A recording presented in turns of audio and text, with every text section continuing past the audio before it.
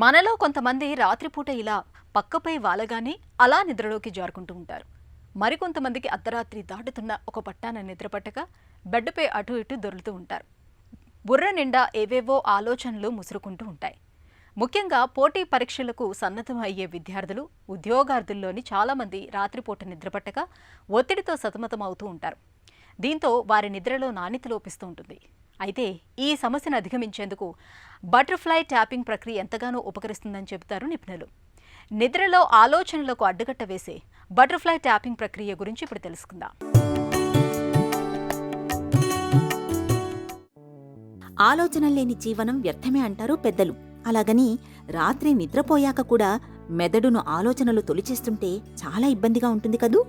ప్రతి మనిషికి నిద్ర చాలా అవసరం.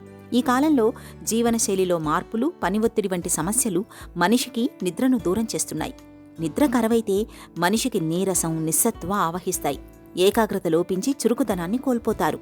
నిద్రలో మీ మెదడు పుట్టెడు ఆలోచనలతో నిండిపోయి ఆందోళనకు గురిచేస్తే బటర్ఫ్లై ట్యాపింగ్ టెక్నిక్ని ప్రయత్నించి చూడాలంటున్నారు కొందరు నిపుణులు.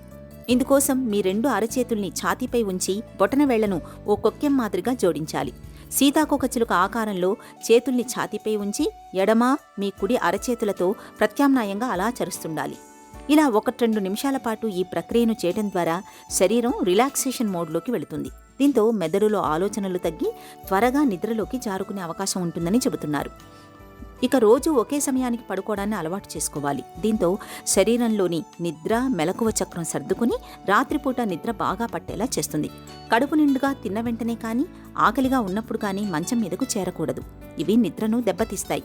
ఇక ద్రవాలను ఎక్కువగా తీసుకుంటే మధ్యలో లేవాల్సి రావచ్చు. అలాగే నిద్రపోవడానికి ముందు సిగరెట్లు, కాఫీల జోలికి అసలే వెళ్లకూడదు. రోజు పడక మీదకు చేరడానికి ముందు ఒకే రకమైన పనులు అంటే స్నానం చేయటం, పుస్తకం చదవటం, సంగీతం వినటం వంటివి చేస్తే శరీరం త్వరగా నిద్రకు సన్నద్ధమవుతుంది. కానీ టీవీ, కంప్యూటర్ల వంటి వాటికి దూరంగా ఉండడం మేలు. పడక గది చల్లగా, ప్రశాంతంగా ఉండేలా చూసుకోవాలి. ఎక్కువ వెలుగునిచ్చే లైట్లు ఆర్పేయాలి. అలాగే మంచం, పరుపు వంటివి సౌకర్యంగా ఉండేలా చూసుకోవాలి. రోజు క్రమం తప్పకుండా వ్యాయామం చేస్తే త్వరగా నిద్ర పట్టడానికే కాదు, గాఢ నిద్రకు దోహదం చేస్తుంది. పని ఒత్తిడితో పాటు మానసిక ఒత్తిడి నిద్రకు భంగం కలిగిస్తుంది. అందువల్ల ఒత్తిడిని తగ్గించుకునే మార్గాలపై దృష్టి సారించాలి.